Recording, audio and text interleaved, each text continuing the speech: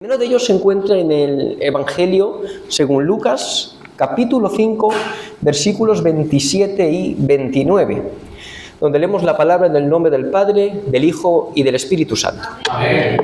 Que después de esto salió Jesús y se fijó en un recaudador de impuestos llamado Leví, sentado a la mesa donde cobraba. «Sígueme», le dijo Jesús. Y Leví se levantó, lo dejó todo y lo siguió. Amén. Amén. Vamos a leer también el Evangelio de Mateo, capítulo 19, versículos del 16 al 22. Dice: sucedió que un hombre se acercó a Jesús y le preguntó: Maestro, ¿qué de bueno tengo que hacer para obtener la vida eterna?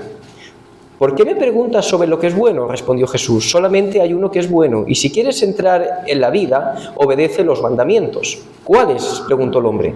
Contestó Jesús: no mates, no cometas adulterio, no robes, no presentes falso testimonio, honra a tu padre y a tu madre, y ama a tu prójimo como a ti mismo. Todos estos lo he cumplido, dijo el joven rico. ¿Qué más me falta?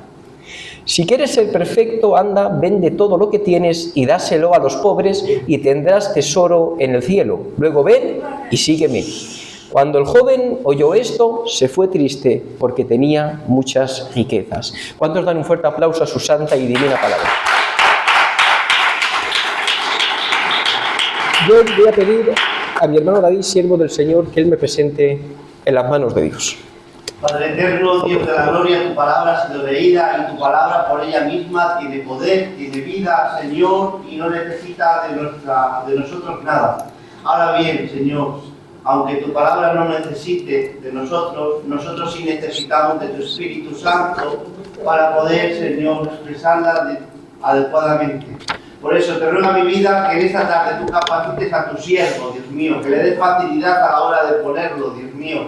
Gracias, Señor, por lo que tú has depositado ya en él. Ayúdalo a desarrollarlo para el beneficio de tu iglesia. Y, Señor, ábrenos los oídos, Señor, la mente y el corazón para poder recibirla y dar fruto a través de tu palabra, en el nombre de Jesús. Amén.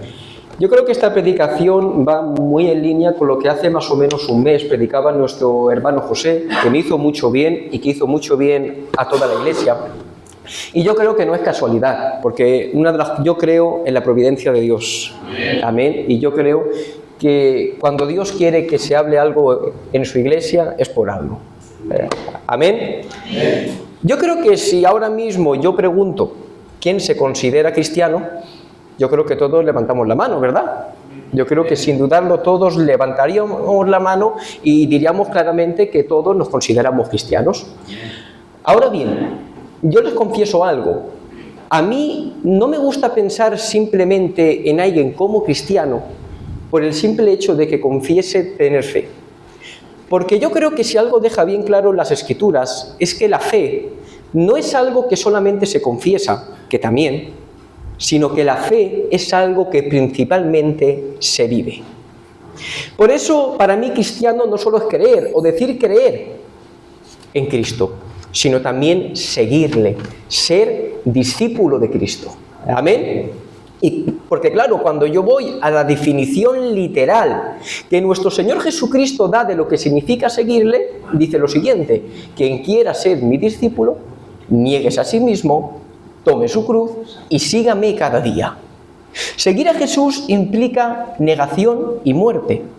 Implica negarte a tus deseos, a tus caprichos, muchas veces incluso a tus propios sueños por seguir a Jesús. Muchas veces seguir a Jesús implica morir a ti mismo para que sea Cristo quien pueda vivir en ti. Bendito sea el nombre del Señor.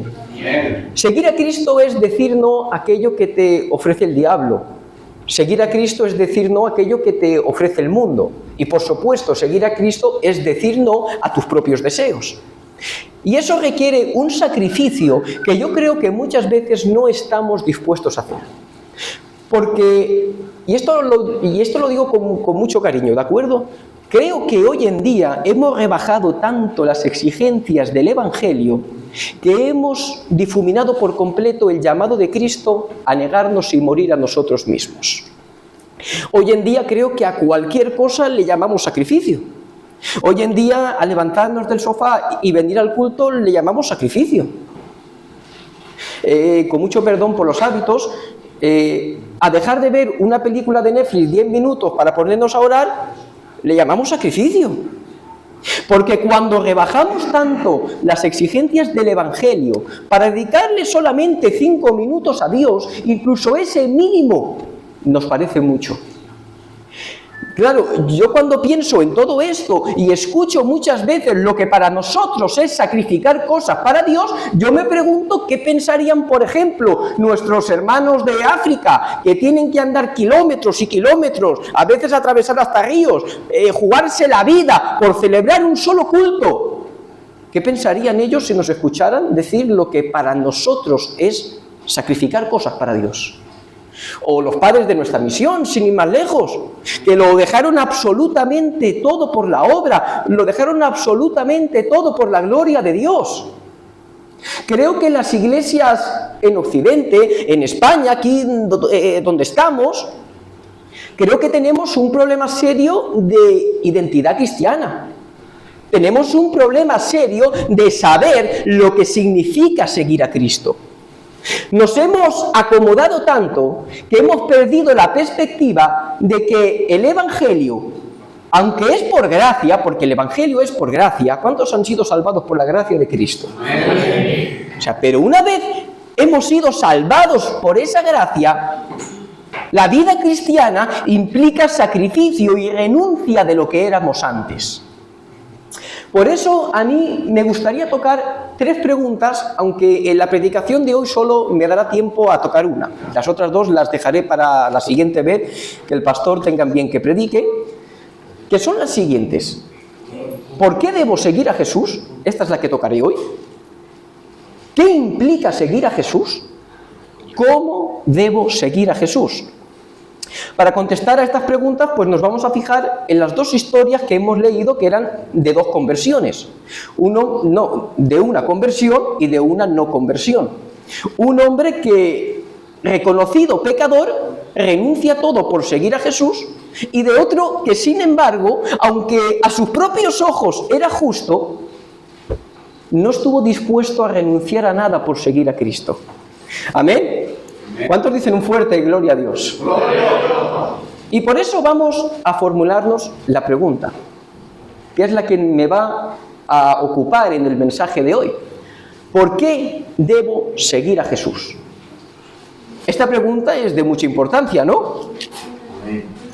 Porque, claro, para seguir a alguien tiene que haber un motivo, o tengo que estar convencido del motivo de por qué le sigo. Porque si no me hago esa pregunta, puede llegar un día que si ni tú mismo sabes por qué motivo estás en este lugar, puede que llegue un día que ni tú mismo tengas respuesta. Y para contestar a esta pregunta, creo que tenemos que hacernos otras 2. 2 preguntas que para mí deben marcar el inicio de toda vida cristiana. Y creo que toda vida cristiana que no surja de estas 2 preguntas será una vida cristiana defectuosa. ¿Amén? ¿Quién es Jesús? ¿Por qué necesito a Jesús? Si no puedes contestar a ninguna de las 2 preguntas, creo sinceramente que ni siquiera podrás considerarte cristiano. Si solo eres capaz de contestar a una, tu vida cristiana será defectuosa. Si en tu vida no puedes contestar a la pregunta de quién es Jesús, siento decirte algo, todavía no eres cristiano. Por eso, en esta tarde, no sé si hay alguien en esa condición, yo espero que no, pero vamos a resolver esa pregunta. ¿Quién es Jesús? Esta pregunta es tan clave que es en un momento dado nuestro Señor Jesús mismo quien la plantea a sus discípulos. Está con sus discípulos y les dice la siguiente pregunta: ¿quién dice la gente que soy yo? Ahora los discípulos empiezan a contestarle y dicen: mira, maestro, pues unos dicen que eres Elías, otros dicen que eres Juan el Bautista que ha resucitado, otros dicen que eres un hombre de Dios. Y es al fin y al cabo lo que vemos, que en ese momento para los discípulos y para la mayoría de la gente, Jesús era un hombre de Dios, pero al fin y al cabo solamente eso, un hombre. Y creo que por desgracia ese es el error que muchísima gente comete, pensar que Jesús es solamente un hombre. ¿Por qué Jesús no es solamente un hombre? Y caer en ese error te puede costar la vida eterna. Porque Jesús no es solamente un hombre. Cuando yo voy al famoso Juan 1:1, ¿qué es lo que leo? En el principio era el verbo era con Dios y el verbo era Dios. Amén. Yo creo que me hace falta explicar poco respecto al texto, ¿verdad? Es el mismo apóstol quien dice de una forma clara, el verbo era Dios. Este texto es tan claro, es tan contundente, hablándonos de la divinidad de Cristo, que aquellos que no la creen como los testigos de Jehová han tenido que alterar el texto, han tenido que añadirle cosas para que no diga lo que el texto está diciendo. Y ahora, claro, Juan, que en el versículo 1, como hemos leído, nos ha dicho que el verbo era Dios, que en el 3 nos ha dicho que todo existe por medio de Él, que en el versículo 10 nos dice que todo el mundo fue creado por Él, ahora en el versículo 14 nos dice algo que rompe los esquemas habidos y por haber, y es que ese verbo que era Dios se ha hecho hombre. Aquel que existe de eternidad a eternidad, que es el resplandor de la gloria del Padre, de la imagen misma de su sustancia, el omnipotente, el que habla y así se hace, el soberano de todas las cosas, ha tomado sobre su persona divina una naturaleza humana, ha nacido de una virgen, han pasado 30 años, ahora camina por los caminos polvorientos de Palestina, habla con garganta humana y pronuncia ahora la siguiente pregunta: ¿y vosotros quién decís que soy yo? Y ahora dice la palabra que el apóstol Pedro, habiéndoselo revelado el mismo Padre, dice la verdad fundamental sobre la que se debe fundamentar toda vida cristiana: tú eres el Cristo, el Hijo del Dios viviente. Amén. Claro, no debemos entender que Cristo es un hijo más de Dios igual que lo somos nosotros. Él es hijo en esencia, nosotros somos hijos por adopción. Voy a explicar algo por encima, es un tanto complicado, luego si quieren me lo preguntan y en mi capacidad intentaré respondérselo. Sabemos que el Padre es Padre eterno, ¿verdad? Y si el Padre es eterno, ¿por qué? Porque ha sido Padre eternamente. Así por encima, ¿vale? Yo tengo 27 años, ¿verdad? Pero no tengo 27 años de padre. Yo tengo los mismos años de padre que tiene mi hija. Mi hija tiene 6 años, entonces yo tengo 6 años de padre. Luego, si el Padre es eterno, ¿por qué es? Porque el Hijo también es eterno. Amén. Por eso, en una de las profecías mesiánicas que está en Miqueas 5:2, donde además se profetiza dónde nacería Cristo, dice: pero tú, Belén Efrata, pequeña para ser contada entre las familias de Judá, de ti me saldrá el que será Señor en Israel, y sus salidas son desde el principio, desde los días de la eternidad. Amén. Amén. Luego, cuando nos hacemos la pregunta de quién es Jesús, solo cabe una respuesta: Jesús es Dios. Amén. No me conformo. Jesús es Dios. Amén. Jesús es Dios. Amén. ¿Cuántos dan un fuerte aplauso a aquel que vive y que reina por los siglos?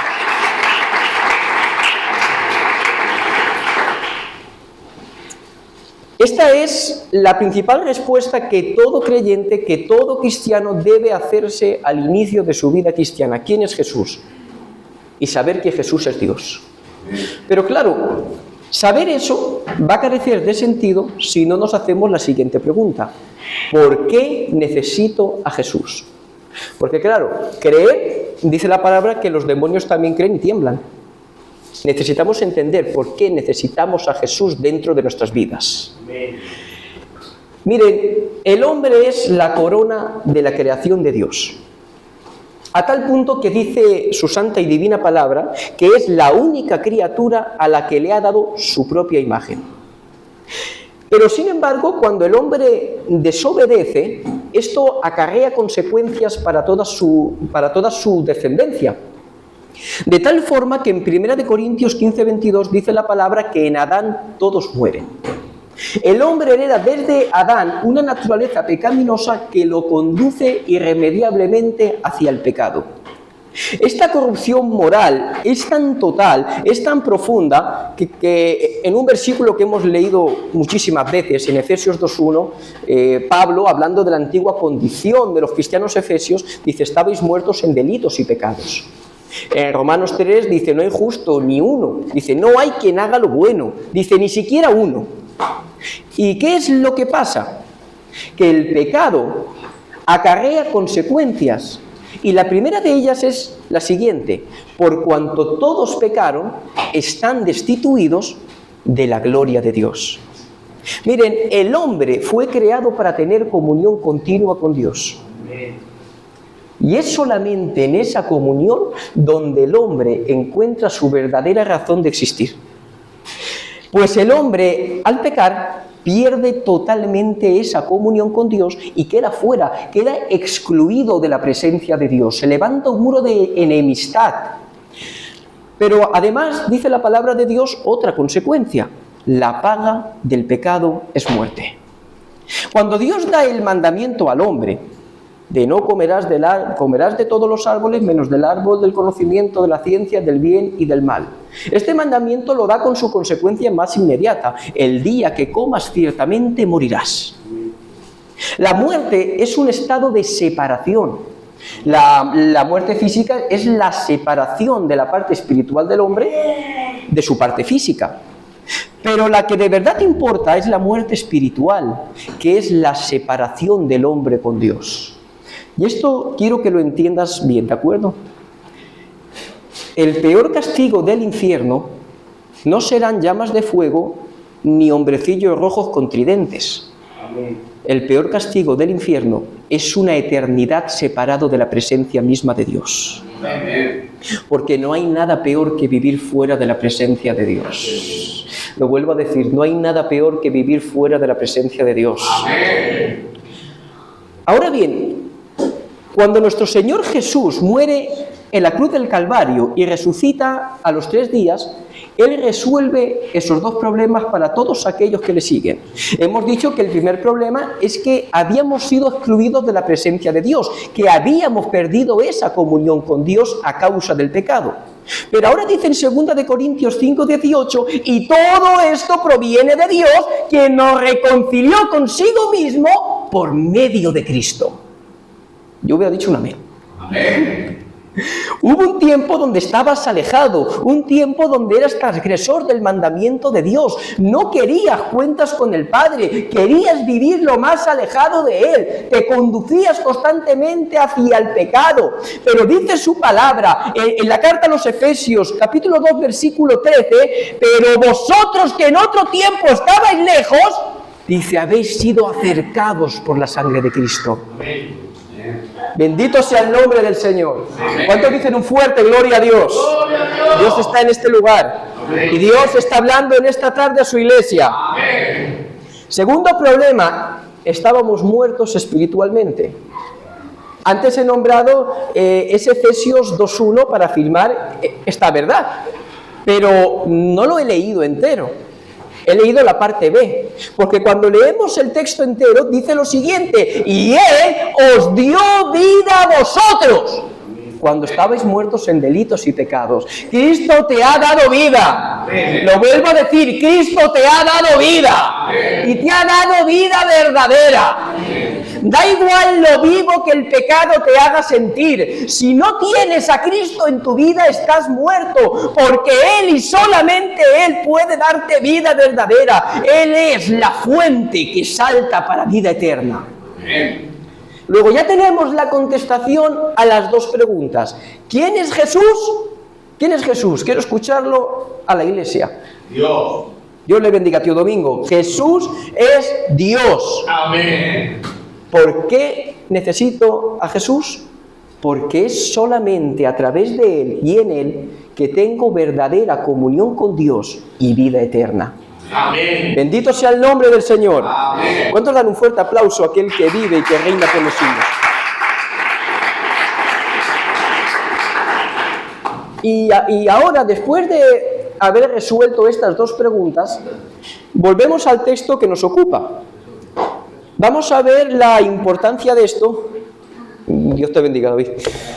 Vamos a ver la importancia de esto porque en lo que hemos leído hemos visto que uno entendió esto y el otro, sin embargo, no. El joven rico, con su afirmación de que él ya cumplía con todos los mandamientos y con su negativa de seguir a Jesús, demostró que ni sabía quién era Jesús ni conocía su condición. Daros cuenta de la pregunta que el joven rico le hace a Jesús en el versículo 20. ¿Qué más me falta? Este joven no buscaba una solución, buscaba un complemento. Esto es algo que nuestro hermano José dijo. Este joven no buscaba una solución, buscaba un complemento. Era como si él mismo se dijera, yo ya soy bueno, yo ya hago suficientes méritos, pero quiero serlo más. Y yo me pregunto, ¿cuánta gente hay así en las iglesias? Que no acuden a Cristo buscando solución, sino que acuden a Cristo buscando algo más en sus vidas. Miren, yo les confieso algo. A lo largo de mi vida cristiana me he encontrado con más gente que pensaba que antes de venir a Cristo ya eran buenos que eran malos. Hay muy pocas personas que a lo largo de mi vida cristiana yo haya hablado con ellos y me hayan dicho, mira José, yo era lo peor, yo era malo, menos mal que me encontró Cristo. Consecuencia de esto, cultos llenos de gente que se piensan que acudiendo al culto incluso hacen ellos el favor a Dios. Cristo no es un complemento. Cristo no es algo más en tu vida. Estás en bancarrota espiritual. Y puedes pensar como este joven rico que ya eres bueno y que Cristo pues como que va a complementar esa bonanza tuya. No. Si Cristo no ocupa el trono de tu vida, si Cristo no es lo más importante en tu vida, siento decir algo, y ya saben que me gusta ser claro, no tendrás el cielo por herencia, sino el infierno. Cuando partas de este mundo y estés delante del Padre, ¿qué vas a decirle? ¿Vas a decirle todo lo bueno que has hecho? Señor, yo iba al cultico y no fallaba ningún día. Yo echaba 1 euro y los domingos 5. Señor, yo no hacía mal a nadie. ¿Vas a decirle eso? Mira que dice en Lucas 17, versículos de 7 al 10. ¿Quién de vosotros, teniendo un siervo que ara o apacienta ganado, al volver del campo, luego le dice, pasa y siéntate a la mesa? ¿No le dirá más bien, prepárame la cena, cíñete y sírveme hasta que haya comido y bebido? Y después de esto, come y bebe tú. ¿Acaso le dará las gracias al siervo porque hizo lo que se le había mandado? Pienso que no. Así también vosotros, cuando hayáis hecho todo lo que os ha sido ordenado, decid, siervos inútiles somos, pues lo que debíamos hacer hicimos. ¿Vas a decirle a Dios que mereces el cielo por hacer aquello que te correspondía? Nada de lo que tú puedas hacer alcanza el estándar de santidad que Dios exige. El estándar de santidad que Dios exige no es el de alguien que no falla el culto, no es el de alguien que echa la ofrenda. El estándar de santidad que Dios exige para ser salvo es Cristo. Esa es la medida. Por eso, si Cristo no es todo en tu vida, si Él todavía no te ha justificado y lo buscas simplemente como un complemento a lo que tú crees que ya es una buena vida o unas buenas obras, siento decírtelo, no heredarás el reino de los cielos, porque el estándar de santidad no es lo que tú piensas que es bueno, el estándar de santidad es el único que verdaderamente es bueno, que solamente es Cristo. Amén. ¿Cuántos dicen un fuerte gloria a Dios? Gloria a Dios. Sin embargo, vemos que cuando vamos a Mateo, la actitud de Mateo es totalmente distinta. Y eso que Mateo no es alguien que hasta ese momento se haya preocupado por hacer lo bueno como este supuesto joven rico. Mateo es lo más despreciable de Israel. Es un recaudador de impuestos que colabora con los invasores romanos, llenándose el bolsillo a costa de sus hermanos hebreos. Era lo peor de lo peor. Sin embargo, Mateo le basta un simple sígueme de Jesús para dejar todo su pecado atrás, ganar la vida eterna y convertirse en discípulo de Cristo. Porque Mateo, a diferencia del joven rico, sí entendió quién era Jesús y entendió cuál era su propio estado. Miren, voy a decirles algo. Es bueno y además debe ser un fruto de la salvación el hacer y querer hacer cosas para Dios. ¿Amén? Amén. Eso es bueno. Pero muchas veces, es más, la mayoría de las veces, se va a ver más tu amor por Dios en aquello a lo que estás dispuesto a renunciar que en aquello de lo que estás dispuesto a hacer. Yo escucho muchas veces hombres que se golpean el pecho hablando de lo que han hecho por la obra. Y seguro que las obras que han hecho son buenas y son beneficiosas. Pero claro, yo veo muchas veces que hay gente que se golpea el pecho de esa manera, pero luego, cuando veo sus vidas, su forma de caminar, se parece más a la del joven rico que a la de Mateo. La pregunta que yo he formulado en este mensaje, que todavía creo que no le he dicho, es: ¿estás dispuesto a seguir a Jesús? Y el punto que he tocado hoy es que para seguir a Jesús necesitas saber quién es Él y por qué le necesitas. Y para saber por qué le necesitas admitir primero tu derrota, tu bancarrota, tu destino sin Cristo. Que lo vuelvo a decir, tu destino si no tienes a Cristo no es otro que el infierno.